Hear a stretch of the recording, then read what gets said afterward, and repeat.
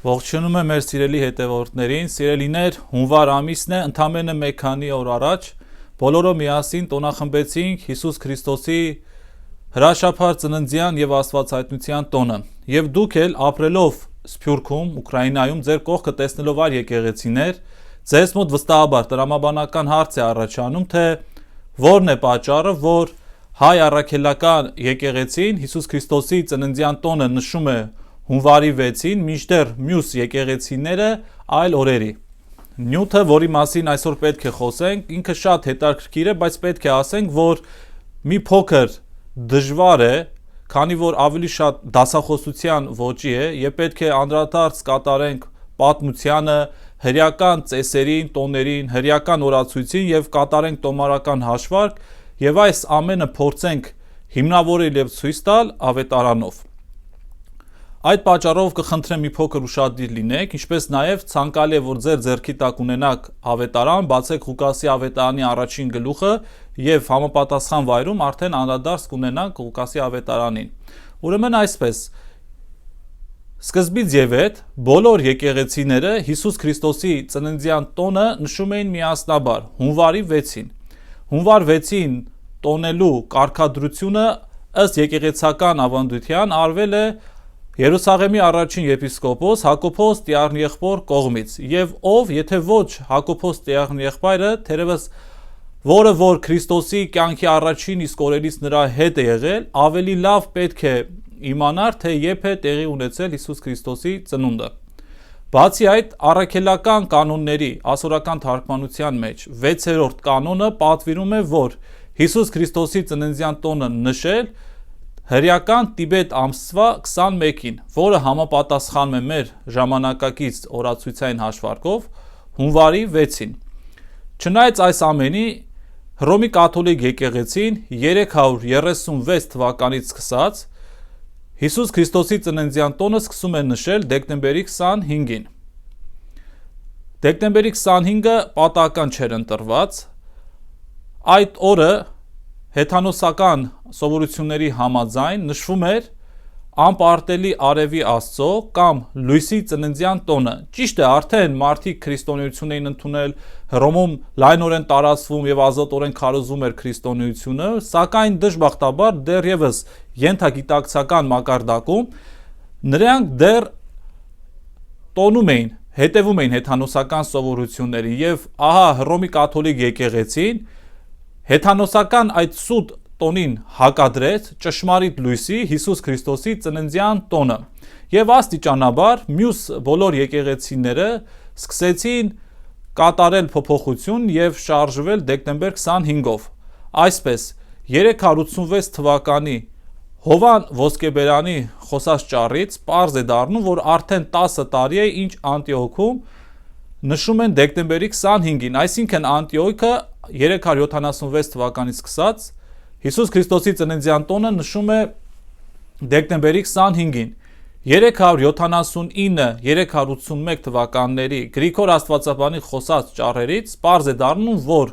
այդ ժամանակ արդեն Կոստանդնուպոլսում Քրիստոսի ծննդյան տոնը նշում էին դեկտեմբերի 25-ին։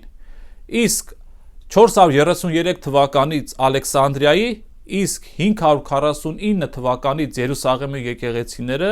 նույնպես սկսում են Քրիստոսի ծննդյան տոնը նշել ոչ թե հունվարի 6-ին, այլ դեկտեմբեր 25-ին։ Այս ամենից մենք կարող ենք եզրակացնել, որ արդեն 6-րդ դարում բոլոր եկեղեցիները Հիսուս Քրիստոսի ծննդյան տոնը նշում էին դեկտեմբերի 25-ին եւ միայն հայ առաքելական սուրբ եկեղեցին է, որ հավատարիմ է մնում հնավանդ սովորության եւ Քրիստոսի ծննդյան տոնը շարունակում է նշել հենց հունվար 6-ին։ Այս բոլոր պատմական ակնարկը թերևս արժանահավատ չպետք է լիներ, եթե մենք մեր խոսքը չկարողանանք հիմնավորել տոմարական հաշվարկներով, որը որ վերցված է հենց ավետարանից։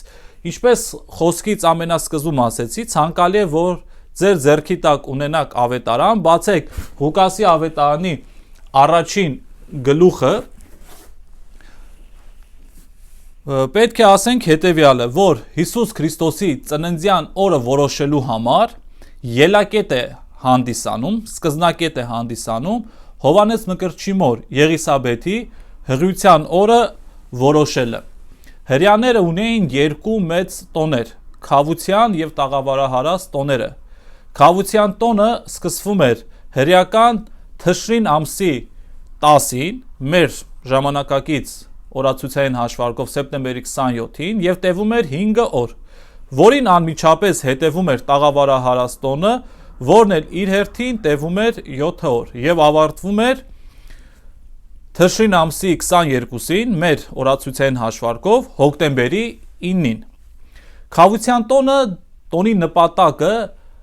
ողջ աշխարհի մարգության սրբումն էր մեղքերից եւ այդ օրը քավության տոնի առաջին օրը այդ տարվա քահանապետը իրավունք ուներ մտնելու տաճարի սրբության սրբոց եւ այնտեղ խնկարկել։ Ինչպես կարդում ենք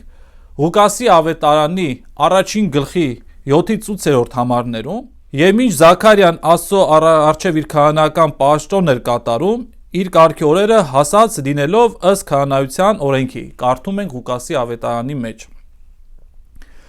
Եվ արդեն 13-րդ համարում կարդում ենք, որ առաջին օրը, երբ որ Զաքարիան մտնում է տաճար, նրան հայտնվում է հրեշտակը եւ ասում է. «Մի վախեցիր, Զաքարիա, որովհետեւ քո աղոթքը լսելի եղավ, քո կինը Եղիսաբեթը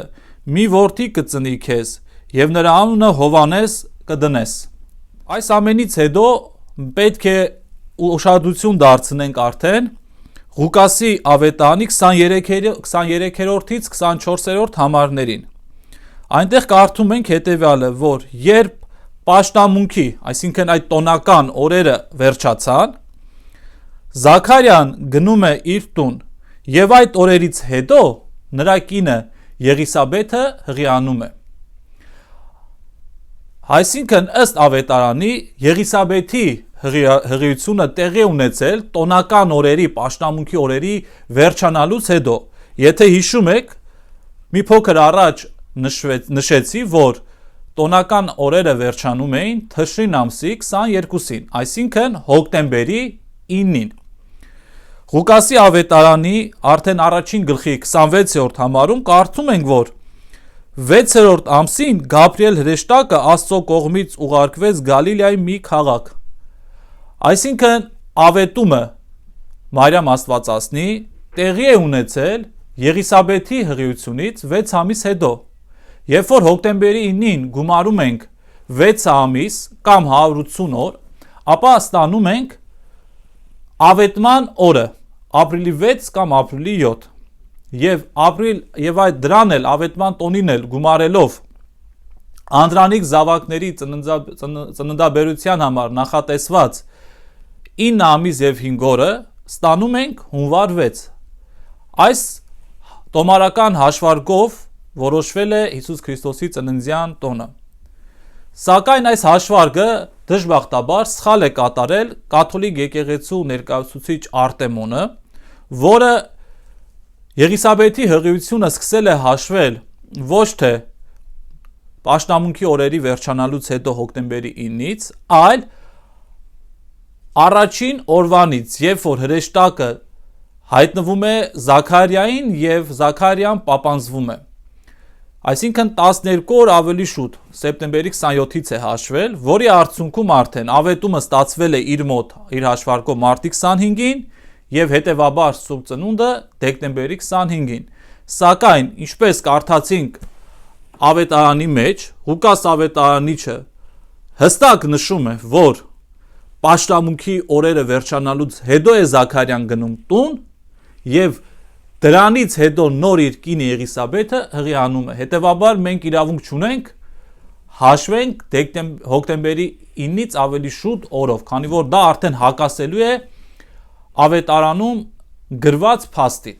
Սիրելիներ, իմ խոսքի մեջ նշեցի, որ բոլոր եկեղեցիները Հիսուս Քրիստոսի ծննդյան տոնը նշում են դեկտեմբերի 25-ին, սակայն դուք ականատես եք լինում, որ օրթոդոքս եկեղեցիները Ուկրաինայում գործող Քրիստոսի ծննդյան տոնը նշում են հունվարի 7-ին եւ ձեր մոտ տրամաբանական հարց կարող է առաջանալ, ինչպես ստացվեց եւ որևէ հակասություն կարող եք տեսնել իմ խոսքի մեջ։ Սակայն իրականության մեջ որևէ շփոթություն կամ հակասություն չկա։